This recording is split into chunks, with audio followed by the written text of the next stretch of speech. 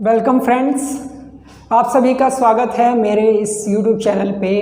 अभी हमने पीछे जितनी भी क्लासेस की हैं वो सभी थी स्टैटिस्टिक्स के एक इंटरेस्टिंग टॉपिक प्रोबेबिलिटी के साथ, और आज की जो क्लास है वो बड़े लंबे टाइम के बाद आ रही है और एक बड़े ही इंटरेस्टिंग टॉपिक के साथ आ रही है फिर से, जिसमें आज हमारा टॉपिक रहेगा इंटरपोलेशन एंड एक्सट्रापोलेशन। तो आज आप मेरे साथ जो डिस्कस करेंगे वो करेंगे इंटरपोलेशन एंड एक्सट्रापोलेशन के बारे में, जो कि स्टैटिस्टिक्स का एक बड़ा ही आसान और बड़ा ही इंटरेस्टिंग टॉपिक होता है। तो चलिए भाई करते हैं काम। तो आप देख सकते हैं कि इंटरपोलेशन और उसके साथ साथ एक बात आती है एक्स्ट्रापोलेशन। तो इनको पहले हम समझते हैं कि आखिर ये है क्या। तो सबसे पहले बात करते हैं इंटरपोलेशन की। तो जैसा कि जनरली हम देखते हैं कि कई बार हमारा बिजनेस चलते चलते अनसर्टेनिटी तो हमारे बिजनेस में होती ही होती है, लेकिन चलते चलते उसमें कई बार यह होता है कि लॉस बाय फायर यानी आग लगने से नुकसान हो जाता है, फ्लड बाढ़ आ जाती है, या अर्थक्वेक। उसकी वजह से हमारे जो रिकॉर्ड होते हैं किसी भी डिपार्टमेंट के, चाहे बिजनेस के हों, चाहे आपके गवर्नमेंट सेक्टर के हों, चाहे पब्लिक सेक्टर के हों, लेकिन उसकी वजह से हमारे जो रिकॉर्ड हैं वो डिसमिस हो जाते हैं और हमें वो रिकॉर्ड कई बार अवेलेबल नहीं हो पाता है। तो ऐसी कंडीशन में हम स्टैटिस्टिक्स का यूज़ करके उस पर्टिकुलर टाइम पीरियड का जो डेटा है उसको हम कैलकुलेट कर सकते हैं। जैसा कि आप सभी जानते हैं कि कोविड पेंडेमिक की वजह से 2021 में इंडिया में हम जो एक सेंसस जो होता है, जो जनगणना होती है, वो नहीं कर पाए थे। तो इसी वजह से अब क्या होता है कि 2011 का जो डेटा हमारे पास अवेलेबल है उसमें जो इंक्रीमेंट होगा उसको हम स्टैटिस्टिक्स के जो कुछ हमारे रूल्स हैं उनको फॉलो करके, उनको अप्लाई करके हम 2021 में यानी आफ्टर 10 ईयर जो हमारा एक सेंसस होना चाहिए था वो नहीं हुआ, लेकिन फिर भी हम उसका जो डेटा है वो एस्टिमेटेड डेटा बता सकते हैं कि 2021 में आफ्टर 10 ईयर यानी 2011 के बाद 2021 में इंडिया की पॉपुलेशन कितनी होनी चाहिए। तो ये जो चीज़ें हैं आप सभी इसी तरह से एस्टिमेट कर सकते हैं। वो किसके बेस पे? स्टैटिस्टिक्स के बेस पे। और स्टैटिस्टिक्स जो हमारा एक बेहतरीन टूल है उसके अकॉर्डिंग हम यहाँ पे ये काम करेंगे कि हमारा कोई भी मिसिंग डेटा अगर है तो उसको हम इंटरपोलेट कर सकते हैं या एक्स्ट्रापोलेट कर सकते हैं। तो आज ये चलते हैं कि हमारा टॉपिक है और उस टॉपिक को देखते हैं कि उसमें क्या हमें करना है। सबसे पहले बात करते हैं इंटरपोलेशन की कि इंटरपोलेशन होता क्या है। ये जो इंटरपोलेशन है इसको समझने के लिए एक एग्जाम्पल सेट कर लेते हैं। छोटा सा एग्जाम्पल मैं दूंगा ताकि आपको बात क्लियर हो जाए। देखिए भाई, जैसे हमारे पास कोई टाइम पीरियड है, ईयर कुछ हमारे पास है, और हमारे पास एक सेल्स का डेटा है। यानी ईयर हमारे पास कुछ भी हो सकते हैं, कोई भी ईयर हो सकता है। उसमें देख लीजिए आप, फॉर एग्ज़ाम्पल 2002, 2003, 2004, 2005, 2006 ऐसे हमारे पास कोई डेटा है। और ये जो टाइम पीरियड है इसके साथ साथ डेटा है कौन सा? सेल्स। अब सेल्स का जो डेटा है वो मान लीजिए रुपीज़ में है। तो वो जो सेल्स है, मान लीजिए 2002 में सेल्स हमारी रही है 5 लाख, तो मैं यहाँ पे लिख देता हूँ ऊपर लैक्स, 5 लाख। 2003 में सेल्स हमारी रही है 8, 2004 में हमारी सेल्स रही है 11। 2005 का जो डेटा है वो किसी वजह से हमारे पास अवेलेबल नहीं है, और 2006 का जो डेटा है वो हमारे पास है। इस तरह से हम देख सकते हैं कि जो डेटा हमारे पास है वो पूरी तरह अवेलेबल नहीं है। उसमें से 2005 का डेटा हमारे पास नहीं। जो टोटल जो हम अगर कोई भी इससे इंफॉर्मेशन निकालनी होगी तो उस इंफॉर्मेशन को निकालने से पहले हमें 2005 का डेटा यहाँ होना ज़रूरी है। उसके बाद ही हम आगे के लिए कोई भी एस्टिमेशन लगा सकते हैं या कोई भी इस जो हमें कंक्लूज़न निकालना है वो हम अप्लाई कर सकते हैं। तो सबसे पहले हमें यहाँ पे देखना होगा कि ये जो वैल्यू है ये है कौन सी कंडीशन। तो मैंने आपको बताया जैसे कि इंटरपोलेशन है, तो इंटरपोलेशन का मतलब ये होता है कि जो एक डेटा हमारे पास है उस डेटा के जितनी भी अवेलेबिलिटी है, फॉर एग्जांपल टाइम के हिसाब से, जैसे कि 2002 से 2006 तक का डेटा यानी टाइम पीरियड हमारे पास है, डेटा इसका हम है हमारे साथ साथ। लेकिन इस टाइम पीरियड के अगर कोई बीच में मिसिंग वैल्यू आ जाती है, जैसे कि 2002 और 2006 के बीच में हमारे पास 2005 है, उसका डेटा हमारे पास नहीं है, तो वो कहेगी वैल्यू इंटरपोलेशन। क्लियर हो गई ये बात। अब ये जो इंटरपोलेशन है इसको हमें सीखना है कि आखिर ये वैल्यू हम कैसे कैलकुलेट करेंगे, वो बात हमारी बात की है। अब आगे चलते हैं कि ये वैल्यू जो हमने देखी है कि ये तो हमने फाइंड आउट कर लिया कि 2005 की वैल्यू हमारे पास अवेलेबल नहीं है और ये भी हमने डिसाइड कर लिया है कि ये जो डेटा है इंटरपोलेशन का है। अब बात आती है कि अगर इंटरपोलेशन ये है तो एक्स्ट्रापोलेशन क्या है। तो एक्स्ट्रापोलेशन के बारे में आप इतना समझ लीजिए कि जो डेटा हमारे पास है, जैसे हमने भी टाइम पीरियड के साथ साथ देखा था, तो जो ईयर हमारे साथ साथ हैं 2000, 2, 3, 4, मैं सेम डेटा ये लिख रहा हूँ 2005, 2006। यहाँ पे सेल्स आ सकती है, कोई भी हो सकती है यहाँ, जैसे मैंने भी बताया था 5, 8, 11, यहाँ क्वेश्चन मार्क है और यहाँ पे आपका 17 है। तो जैसे कि यहाँ पे डेटा आप देख सकते हैं सेम है, और हम ये मान सकते हैं कि फॉर एग्जांपल 2005 के लिए जो डेटा अवेलेबल नहीं था वो अवेलेबल है। तो मान लीजिए यहाँ पे कुछ भी वैल्यू हो सकती है, मैंने कहा कि वो 13 है, तो अब डेटा आपके पास सारा आ गया। अब वो हमसे कह सकता है कि आप 2007 के बारे में बताइए कि 2007 में हमारी सेल्स कितनी होने वाली है। क्लियर है बात। या वो ये ना कहे तो ये कह सकता है कि जो डेटा हमारे पास है इसमें 2001 में हमारी सेल्स कितनी रही है, वो हमसे ये भी क्वेश्चन मार्क लगा सकता है।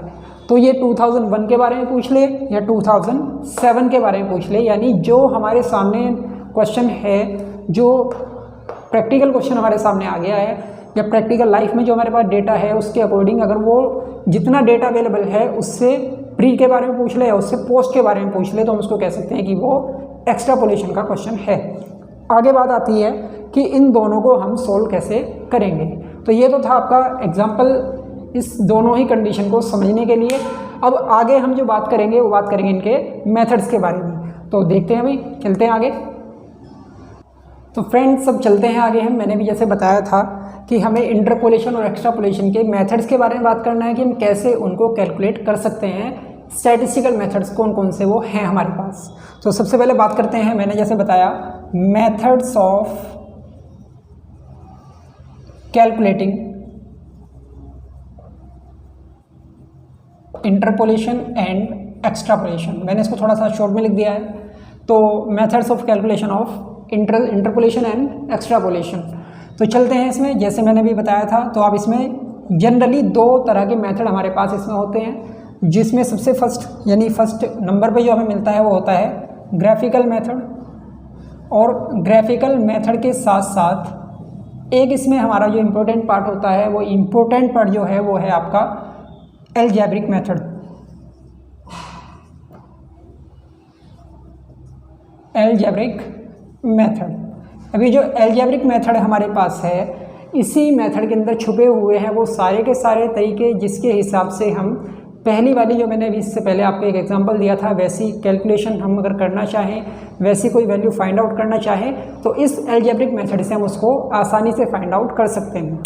चलते हैं। तो मैं जैसे आपको बता दूं, जो हमारे लिए जो एग्ज़ाम के लिहाज से जो इम्पोर्टेंट पार्ट हमारे लिए बनता है वो इसी मेथड से बनता है, एल्जेब्रिक मेथड से ही। तो इसी में हम बात करने वाले हैं उन मेथड्स की जो मेथड हमें यहाँ पे अप्लाई करने हैं इंटरपोलेशन और एक्स्ट्रापोलेशन को कैलकुलेट करने के लिए।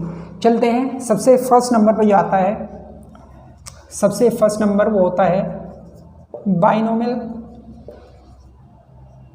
Expansion method. Binomial expansion method सबसे पहले तो ये है। फिर इसमें second Newton's method. Newton's method है इसमें सेकंड नंबर पे। और थर्ड नंबर पे आता है इसमें लाग्रेंज मेथड। क्या नाम बोला?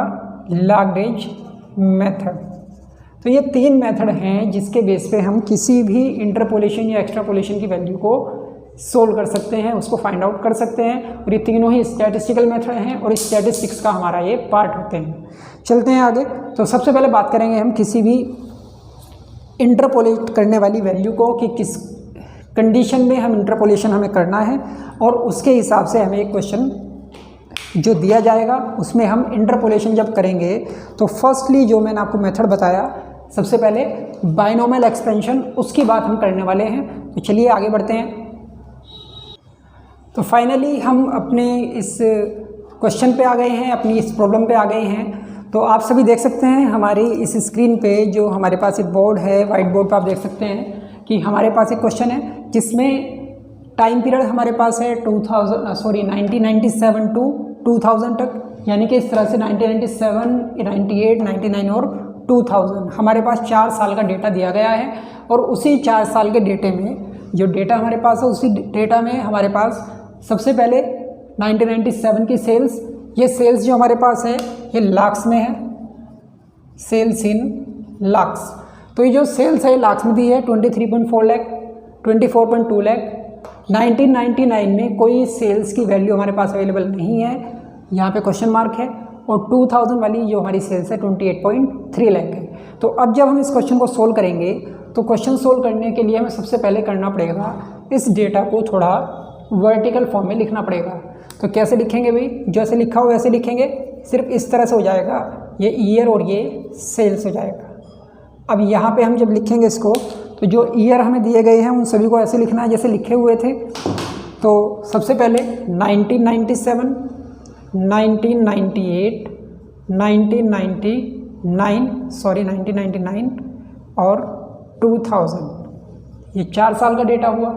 और सेल्स इसमें 23.4, 24.2 क्वेश्चन मार्क एंड 28.3, तो ये डेटा हमारे पास अवेलेबल हो चुका।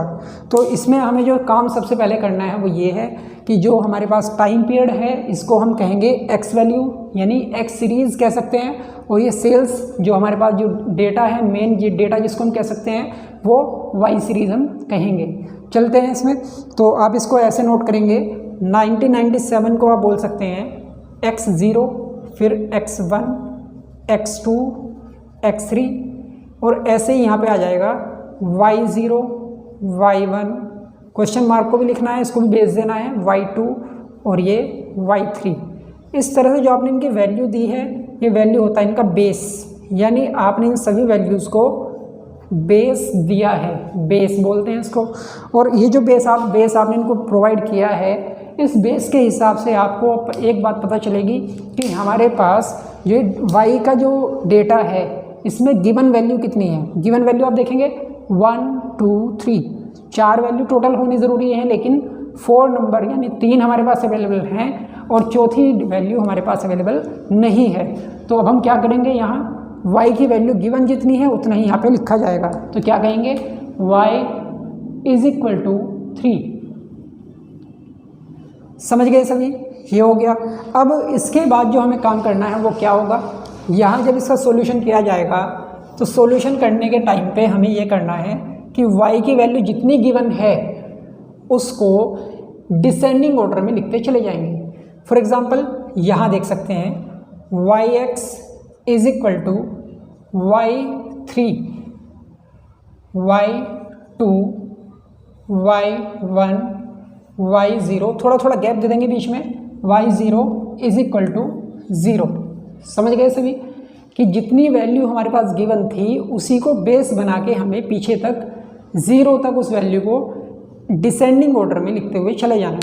अब डिसेंडिंग ऑर्डर किस चीज़ का होगा, इनका जो बेस है वो 0 तक लिखते चले जाएंगे। अगर y5 है तो y5, y4, y3, y2, y1, ये, और इसके बाद y0, इसके बाद =0 आपको अपने पास से लगा देना है। ठीक है भाई, अब चलते हैं आगे इसमें। तो जो y की वैल्यू हमने यहाँ फाइंड आउट की है वो थी 3। तो अब हमें यहाँ ये देखना है कि y की 3 के लिए हमें यहाँ कुछ वैल्यूज़ पुट करनी पड़ेगी। अब उसको पुट करने से पहले एक और तरीका इसमें क्या होता है, एक और चीज़ जो हमें ध्यान देनी है वो ये है कि आपको इसमें अपने पास से प्लस माइनस की वैल्यू लगा देनी है। वो कैसे, फर्स्ट वैल्यू को आप हमेशा प्लस का रखेंगे, उसके बाद सेकंड माइनस, फिर प्लस, फिर माइनस, फिर प्लस, फिर माइनस, ऐसे होता चला जाएगा। क्लियर है बात सभी को? चलते तो चलिए भाई, अब यहाँ जो वैल्यू हमें पुट करनी है उसको थोड़ा सा ध्यान देंगे। उसके लिए हमें क्या करना होगा, एक ट्राइंगल के बेस पे हमें वैल्यू फाइंड आउट करनी होगी। अब वो ट्राइंगल क्या हो सकता है उसको थोड़ा सा हमें ध्यान देना है। बड़ा आसान काम है, लेकिन ध्यान से देखेंगे तभी आसान लगती है कोई भी चीज़, बाकी यह है कि वरना ये रहेगा कि हुआ क्या है। अब देखिए भाई, हमारे पास एक ट्राइंगल होता है, मैं उसको बता दूंगा वो है क्या, कैसे है। यहाँ हमें अपने पास से, उसका नाम होता है पास्कल ट्राइंगल, जिसका यूज़ हमें बाइनोमियल एक्सपेंशन मेथड में हमेशा करना है। क्या नाम है उसका, पास्कल ट्राइंगल। अब उस पास्कल ट्राइंगल में होना क्या है, यहाँ पे आप लिख सकते हैं वैल्यू n या y, यानी y की वैल्यू जितनी भी हमारे पास है वो सब यहाँ पे होंगी। तो यहाँ पे जैसे मान लो 1 2 3 4 5 दैट इज़ आगे तक चलता चला जाएगा ऐसे ही। अब इसमें होना क्या है, इसमें होना ये है कि जहाँ पे हमने 1 लिखा है उसके सामने अपने पास से 2 बार 1 लिख देंगे, अपने पास से वहाँ पे 2 बार 1 लिख देंगे। और जब वहाँ पे हमने 1 लिखा है तो उनका टोटल उसके बीच में लिखेंगे और लिखेंगे आगे वाली वैल्यू के सामने, मतलब 2 के सामने उन दोनों का टोटल करके लिख देंगे। तो ये कितना आएगा, 2 के सामने दोनों का टोटल 2 आ जाएगा। और ये जो 2 आया, अब इसके साइड में दोनों 1 जो हमने पहले से लगाए थे उनको वापस लगा देंगे। तो यहाँ आ जाएगा आपका फिर से 1 1। क्लियर होगी बात। अब 3 के सामने आ जाइए, 3 के सामने ऐसे 2 2, यानी 2 वैल्यू का टोटल फिर से करके लिखना है। तो पहली 2 वैल्यू का टोटल इसके बीच में 3 के सामने लिखा जाएगा, तो आ जाएगा 3, फिर इन 2 का टोटल 3, और फिर से वही काम करना है जो 2 1 1 जो हमने 2 अलग अलग टाइम पे लगाए थे सबसे स्टार्टिंग में, वो ऐसे ही लगा देंगे उनको वापस। तो फिर इसको ऐसे लिखेंगे 1 1। अब y की वैल्यू हमारे पास कितनी अवेलेबल है, जो यहाँ पे थी आप देख सकते हैं 3, और 3 तक ही हमें चाहिए था डेटा। आगे अगर ज़रूरत पड़ेगी y की वैल्यू 5 है तो 5 तक लेके चलेंगे, 7 है 7 तक लेके चलेंगे, ऐसे चलता रहेगा। अब हमारा जो काम हो गया, जितनी हमें ज़रूरत थी वैसा हमने काम कर लिया। तो ये ट्राइंगल है, आगे तक इस तरह से ब्रॉड होता चला जाएगा, बड़ा होता चला जाएगा आगे तक। और यहाँ देखेंगे कि 3 के सामने हमें कुछ वैल्यूज़ मिली हैं, जो है आपका 1 3 3 1।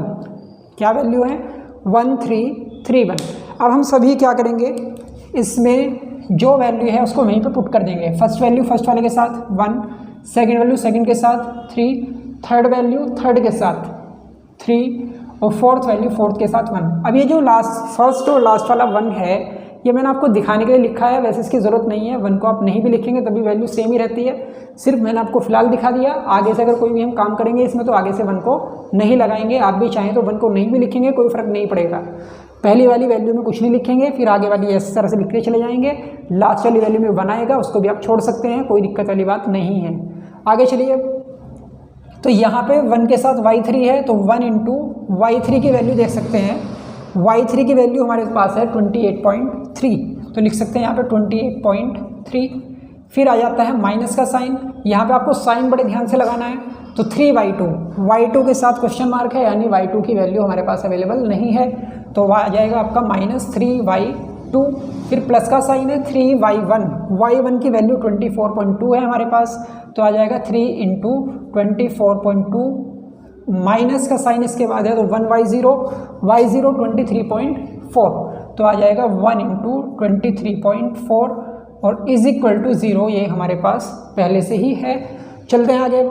इसके बाद इसको जब सोल्व करोगे तो आ जाएगी मल्टीप्लाई करके वैल्यू, तो आएगा 28.3 माइनस 3y2 प्लस 24 इंटू 3 कितना आ जाएगा 72 और 0.2 की मल्टीप्लाई 3 से करोगे तो आ जाएगा 72.6 माइनस 23.4 को 1 से मल्टीप्लाई करोगे तो आ जाएगा 23.4 इज इक्वल टू 0। क्लियर हो गई ये बात। अब इसके बाद जो हमारा अगला काम होता है वो होता है कि प्लस और माइनस की वैल्यू को एक साथ कर लेंगे। तो यहाँ देखिए भाई, ये प्लस का है, ये प्लस का है, ये माइनस का है और ये माइनस का है, तो आप इसे ऐसे लिख सकते हैं -3y2 -23.4 प्लस 72 और 23, तो ये आ जाएगा आपका 72 और 23 100.90 इज इक्वल टू 0। क्लियर है बात। अब जब इसका आप डिफरेंस देखेंगे तो 100 माइनस 23, तो ये आ जाएगा आपका, कैलकुलेटर में देख लूँ, हाँ जी, तो आ गया है आपका 77 पॉइंट, कितना था ये 77.5। तो आप इसे लिख सकते हैं, देखो ये तो प्लस का था, ये माइनस का है, तो प्लस में से माइनस लेस हो जाएंगे, तो आएगा -3y2, और ये प्लस के ज़्यादा है तो प्लस वाला ही साइन यहाँ पे आएगा, plus 77.5 is equal to 0। Clear है बात। अब चलते हैं इसको सोल्व करने की तरफ। y2 की वैल्यू निकालनी है, तो हम क्या करेंगे, या तो इसे माइनस का रहने दो, ये प्लस वाला इज इक्वल टू से उधर लेके जाओगे तो आ जाएगा आपका ये प्लस माइनस हो जाएगा, साइन चेंज हो जाएगा, या इस माइनस वाले को उधर ले जाओ उसका साइन चेंज हो जाएगा, वो प्लस का हो जाएगा। जैसा चाहो कर सकते हो। तो मैंने किया -3y2 इज इक्वल टू -77.5। तो इसके बाद आप देखेंगे कि y2 की वैल्यू आपकी आ जाएगी y2 is equal to -77.5 divided by -3। Minus से माइनस हमारा जो साइन है कैंसिल हो जाएगा और उसका जो आपका आंसर आ जाएगा वो आएगा 25.83। तो आप कह सकते हैं यहाँ पे y2 इज इक्वल टू 25.83। तो हमारी जो सेल्स है 1999 में जो सेल्स होनी थी वो होनी कितनी थी भाई 25.83। तो आप यहाँ लिख सकते हैं 25.83, दैट्स ऑल। ये आपका आंसर रहेगा। तो ऐसा क्वेश्चन आपको मिलता है पेपर में करने के लिए और इस तरह से आप मेथड लगा के इसको कर सकते हैं। तो जनरली मुझे लगता है कि आपको बात समझ में आ भी गई होगी और कोई भी अगर आपको प्रॉब्लम आती है तो आप मुझसे बात कर सकते हैं। और इसी मेथड के साथ आपको एक बात और मैं यहाँ पे क्लियर कर देता हूँ कि आपको ये बाइनोमियल एक्सपेंशन मेथड कब यूज़ करना है। ये चीज़ बड़ी इंपॉर्टेंट है। स्टैटिस्टिक्स में काफ़ी बच्चों के जो शिकायत रहती है वो ये रहती है कि हम टेस्ट वगैरह जो हम करते हैं जैसे एफ टेस्ट, जेड टेस्ट वगैरह भी है, या आपके जो बाकी आगे जो चैप्टर आने वाले हैं जो मैं आपको बताऊँगा उसमें भी है, प्रोबेबिलिटी में है, और इसके अलावा ये भी है कि हम कौन से क्वेश्चन का हम कैसे पता करें कि क्या मेथड यहाँ पे अप्लाई करने वाले हैं। तो आप यहाँ देख सकते हैं बड़ा ही इसका आसान काम होता है, वो ये कि बाइनोमियल एक्सपेंशन मेथड आप कब यूज़ करेंगे। देखिए बाइनोमियल एक्सपेंशन मेथड आपका तब यूज़ होगा जब आपको जो टाइम गैप दिया गया है, ध्यान से समझेंगे, आपको जो टाइम गैप दिया गया है उसमें गैप सेम होना चाहिए। मतलब यहाँ तो कंटिन्यूसली आपको ईयर दे दिए गए हैं 1997, 98, 99, 2000, यानी कोई गैप की बात ही नहीं है यहाँ। लेकिन कई बार ये होता है कि आपको जो टाइम पीरियड दिया जाता है वो गैप के साथ दिया जाता है। फॉर एग्जांपल आपको कह दे कि पॉपुलेशन की बात आ गई है। अब पॉपुलेशन का जो काम होता है वो सेंसस जो होता है वो हर 10 साल के बाद होता है। तो मान लीजिए 2001, 2011 इस तरह से आ जाएगा, 1951, 1961, 1971, 1981 ऐसे आ जाएगा, या कोई और चीज़ आ जाए, या इसी में आपको वो गैप दे दे ज़्यादा कि भी चलो 2-2 साल का गैप बीच में आ गया। तो कहने का मतलब ये हुआ कि अगर आपका जो ये टाइम पीरियड दिया गया है क्वेश्चन में वो टाइम गैप सेम है, पहली बात हो गई। तो पहली बात ये है कि टाइम गैप सेम होना ज़रूरी है। दूसरी बात ये है कि जिस वैल्यू को फाइंड आउट करना है वो भी सेम टाइम गैप पे ही पूछी गई हो। कहने का मतलब क्या है, देखो ध्यान से समझेंगे। मान लीजिए यहाँ पे 5 ईयर का गैप है, 1990, 1995, 2000, 2005, तो 5 ईयर का गैप हो गया। अब जो उसने हमसे यहाँ पे क्वेश्चन जो मार्क दिया गया वो 2000 पे देना चाहिए, 2000 पे देगा। तो अगर 2000 पे है तो ये बाइनोमियल से होगा क्वेश्चन, यानी कि जो क्वेश्चन किया गया वो सेम टाइम गैप पे ही आ रहा है, तो हम बाइनोमियल से करेंगे। अब मान लीजिए कि जैसे यहाँ पे मैंने बताया 5 ईयर का गैप है।